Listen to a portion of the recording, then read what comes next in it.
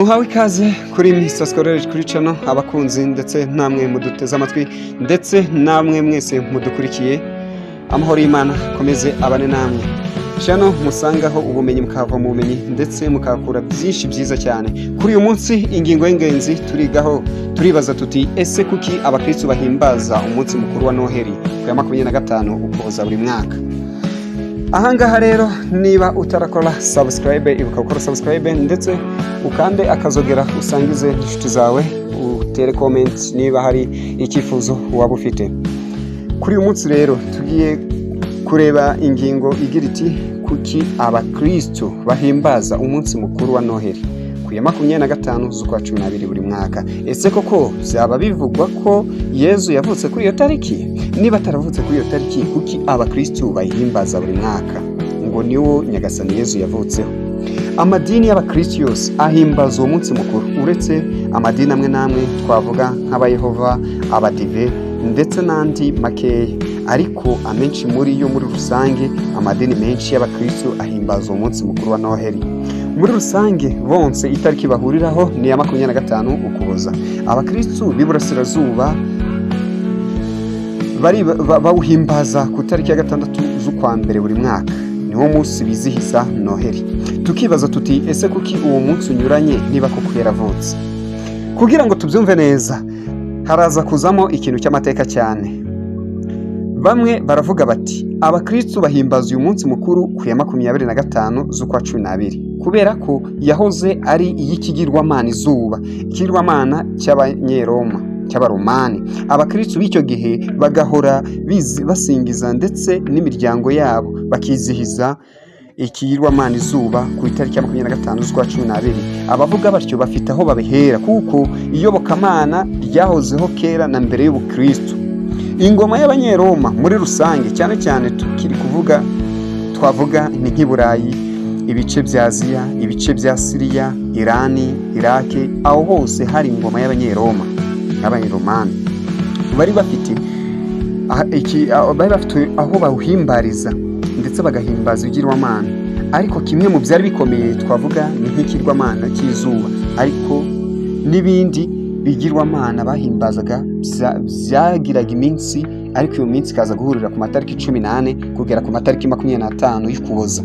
Kubera ko izuba ryo mu gihe cy'itumba ryabaga ari mu matariki yateraga ubwoba, bagasingiza ikirwamana izuba kubera ko ryongeye kwigaragaza muri ibi bihe by'Iburayi. Hari igihe kigera muri icyo gihe ijoro rikaba rirerire ndetse amanywa akagira amasaha makeya. Bivuze ko ijoro ryabaga rirerire ariko amasaha y'amanywa yo akaza kuba makeya. Ubwo rero bikabatera ubwoba. Bityo rero ubwo rero muri icyo gihe cy'itumba mu matariki ya 25 kuboza nibwo byagiye byigaragaza ko ijoro riba rirerire kuruta umunsi. Bityo rero bikabatera kugira ubwoba ko uwo munsi utazongera kugaruka ukundi. Noneho bikabatera guhimbaza umunsi mukuru Imana izuba kuko yari umunsi w'ivuka ry'izuba, bikagira imihango imwe n'imwe tutari butindeho. Gusa icyo bahurizagaho nuko bose bizizaga izuba ryavutse n'igihe ryiyongera. Bagahora bakora imihango nko gutanga impano, kubyina, kwishima, gutangira izuba. Ariko uwo munsi wariho mu gihe cy'ingoma y'abaromani, na mbere hose mu mahanga naho bijya guhurira kuko bijya guhurira n'Abayahudi, kuko Abayahudi bo ntibemeraga ibigirwamana ndetse bo iminsi mikuru bayahimbazaga ni Pasika yabo, gutanga no gushyiraho amategeko no kuyahabwa. Naho byahuriraga kuko bo ntibemeraga ibijyanye n'ibigirwamana. Ubukristo rero butangira bwagize umunsi mukuru umwe wonyine mu gihe cy'ibinyejana 3 n'igice. Uwo munsi wari uwa Pasika, bivuze umunsi w'izuka. Indi minsi mikuru twavuga nka Noheli ntibyari biriho kuko icyahimbazwaga ntabwo byari izuka rya Yesu Kristo, ahubwo byari Kristo watsinze urupfu akazuka mu bapfuye. Bagashyiraho umunsi wo gutegura uwo munsi wari nk'igisibo, umunsi wegereje. Nyuma baza gushyiraho Pentecost kuko hano twibukiranye ko Pentekoste yari umunsi ukomeye cyane, yari umunsi Kristo yahaye Kiliziya ye Roho Mutagatifu. Umunsi wa Noheli twakwibaza ngo waje kuza ute? Abavuga ko umunsi mukuru wa Noheli uje gusimbura iriya tariki abapagani bizizaho umunsi w'izuba ku ya 25 Ukuboza, imihango y'abapagani icyo gihe nibwo yakorwaga mu Baromani. Nanone bakabihuza n'uko umwami wo mu ngoma y'Abaromani witwaga Aurelian mu mwaka wa 227 mbere ya Yezu Kristo aza kubona ko hariho amadini menshi, gusa we ntibyamushimisha, aza gushyiraho umunsi umwe bajya basengeraho, awita umunsi mukuru w'izuba ridatsindwa. Mu mwaka wa 274 abakristo batangiye kugenda biyongera umunsi ku wundi. Umwami Constantine yaje guca iteka ko buri wese agomba gusenga Imana yo mu ijuru, bituma abakristo bumva ko bagize uburenganzira, kuko yahuye na Kristo wubwe aramubwira ngo nukoresha ikimenyetso cy'umusaraba nibwo uzatsinda intambara wari urimo. Nuko ingabo azambika inkingi iriho umusaraba, nuko abikoze gutyo aza gutsinda iyo ntambara. Ahita avuga ngo bujya na babandi ndabemeye, yavugaga abakristo. Bituma abakristo batangira gusimbuza imihango ya gipagani, batangira gushyiraho iya gikristo. Mu mwaka wa 336 nibwo hemejwe ko n'abakristo bashobora guhimbaza Imana yabo, nabo bakagira umunsi mukuru wa Noheli. I Roma ku wa 25 z'ukwa 12 mu mwaka wa 333 nibwo bahimbajwe ku mugaragaro, ndetse n'ubukristo bwari bumaze kwemezwa, kuko abakristo ntibemeraga imihango ya gipagani, baremeraga bagakubitwa, bakicwa, bagacibwa, ariko bakemera bagakomera ku myemerere yabo ya gikristo. Umusasaridoti Hippolyte wari umuhanga akaba i Roma muri 204 yanditse avuga ko abakristo bahimbaza ivuka rya Nyagasani ku ya 25 Ukuboza, kuko ubukristo ntabwo bwari bwemewe muri icyo gihe. Buri gace kakoraga uko kabyumva, ariko byibura abakristo icyo gihe bari batangiye guhimbaza ivuka rya Nyagasani kuri iyo tariki. Hagati aho, mbere y'uko Hippolyte avuga, abakristo bajya basenga bizihiza ivuka rya Yesu n'izuka rye mbere ya 204 mu myaka myinshi yabanjirije. Bivuze ngo bajyaga bizihiza umunsi w'ivuka rya Nyagasani, abakristo bagahimbaza izuka rye ku ya 25 z'ukwezi kwa 3. Bityo rero bakanabihuza n'igihe marayika Gaburiyeli yabwiye Mariya ko azasama akabyara umwana w'Imana. Ariko icyabanje turi kumva ko ni Pasika yo ku ya 25 z'ukwezi kwa 3. Habaye igitangaza gikomeye, bagaheraho babihuza ko umunsi asamwa ni nawo munsi Yezu yazukiyeho, umunsi Yezu yasamiweho.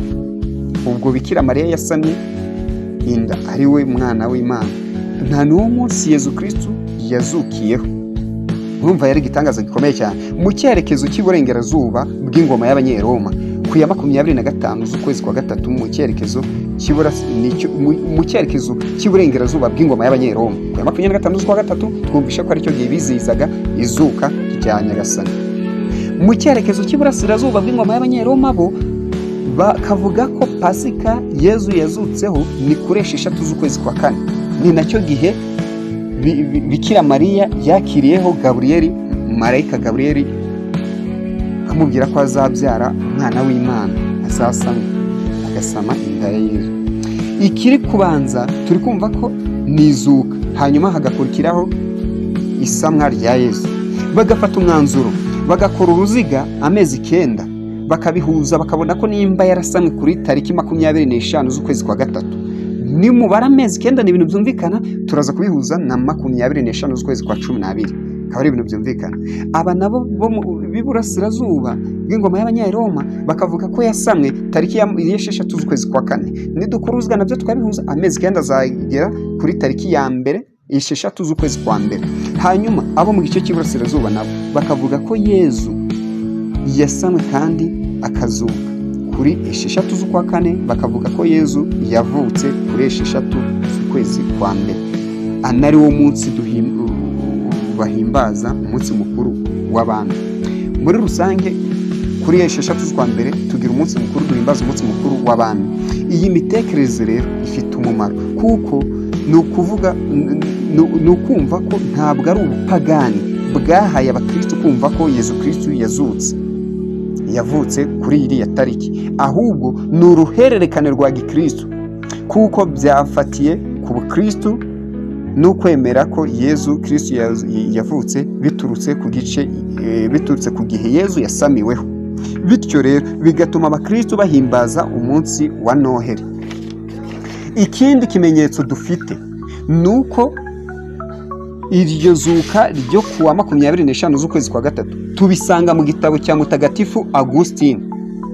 Avuga ko nk'uko duhimbaza umunsi w'izuka rya Kristo ku ya 25 z'ukwezi kwa gatatu, ni nako duhimbaza ivuka rye ku wa 25 z'ukwezi kwa 12. Mutagatifu Augustine aba ari kuvuga ibyo ari bisanzweho bimenyerewe mu ntangiriro y'ikinyejana cya 5 ku munsi duhimbaza ivuka rya Yezu Kristo. Noneho rero ibyo byumvikanye byaba bifite akamaro mu gihe cy'ubukristo. Muri iki gihe imyumvire igahinduka, aho twakwibaza tuti ese byaba bihuye ute kandi n'abapagani bo mu gihe cya mbere barizihizaga uyu munsi mukuru w'igirwamana ku ya 25 z'ukwezi kwa 12, ari uwo munsi bo bizihizaga ikirwamana izuba. Aha rero Imana niho ibera Imana ishobora guhuza ibintu kugira ngo ibihe bisimbure ibindi. Umwami Theodose mu mwaka wa 380 yaciye iteka ati guhera uno munsi umukristo wese agomba guhagarara ku bukristo. Ibyo rero biza kugira ingaruka ku bakristo kuko byatumaga bamwe bemera kuba abakristo badahamye kuko bagenderaga ku magambo yavuzwe n'umwami. Ibyo rero bigakomeza kugira ingaruka kugezana n'uyu munsi. Ahubwo twakwibaza tuti iki giti cya Noheli cyaba cyaraturutse he? Ntabwo cyazanywe n'abakristo, ahubwo cyakoreshwaga mu mihango ya kera cyane. Ni igiti cyakoreshwaga twavuga nko mu Budage, kigasobanura ko mu gihe cy'itumba ko kidata amababi, cyasobanuraga ko ubukonje butazigera na rimwe butsinda ubuzima. Gusa kuri iki giti gisigaye gikoreshwa hose ku isi, bisobanura ko ubukonje butazatsinda ubuzima, ahubwo ubuzima buzahora buganje. Bigaragazwa n'iki giti. Ikindi rero nk'abakristo twibaza ni ikirugu cy'abakristo rero dukoresha cyatangijwe na Mutagatifu Francisco wa Assisi mu mwaka w'1223 mu Butaliyani. Niho yahereye ikirugu acyubaka, niho yagihereye. Aha rero twakwibaza ngo kuki abakristo bakunda gukoresha ikirugu mu ngo zabo, mu nsengero ndetse n'ahandi.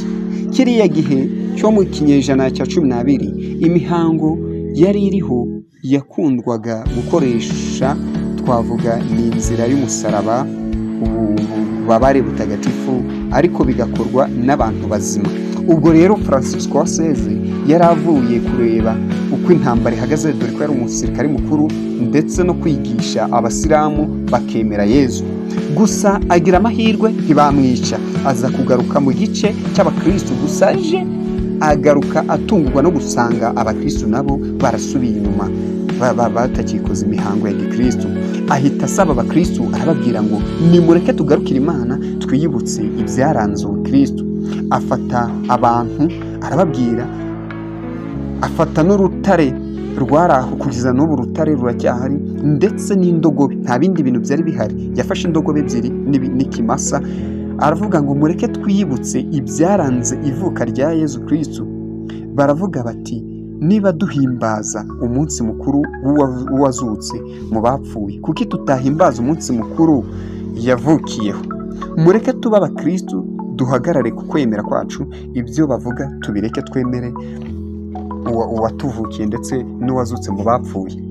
Gusa ikibazo gihari ni iki, kiragira kiti ese koko cyo aba bantu benshi bibaza, ese koko itariki ya 25 z'Ukuboza mu kwezi kwa 12 utese n'icyo gihe niyo tariki ya nyayo Yezu Kristo yavutseho? Igisubizo ni oya. Ahubwo twebwe mureke dukurikize icy'ingenzi, icyo duhimbaza nicyo cy'ingenzi, ivuka rya Nyagasani Yezu Kristo. Imana yigize umuntu kandi akaza aje kutwunga n'Imana kugira ngo tumenye urukundo n'impuhwe by'Imana, ndetse kugira ngo atubere urugero mu kwitagatifuza no gukiza isi, kuko Nyagasani Yezu niwe nzira, ukuri n'ubugingo. Mbibutsa ko bimwe mu bimenyetso biranga Noheli harimo urumuri, ari rwo tugereranya tukarusanisha n'inyenyeri na cya giti. Mwakoze cyane kudutega amatwi, ndizera ko rero hari ubumenyi mukuyemo, ndizera ko hari byinshi mwungukiyemo. Ibuka gukora comment, gutera comment ndetse no gukanda like, mukanakora subscribe. Murakoze cyane, Imana ikomeze ibane namwe.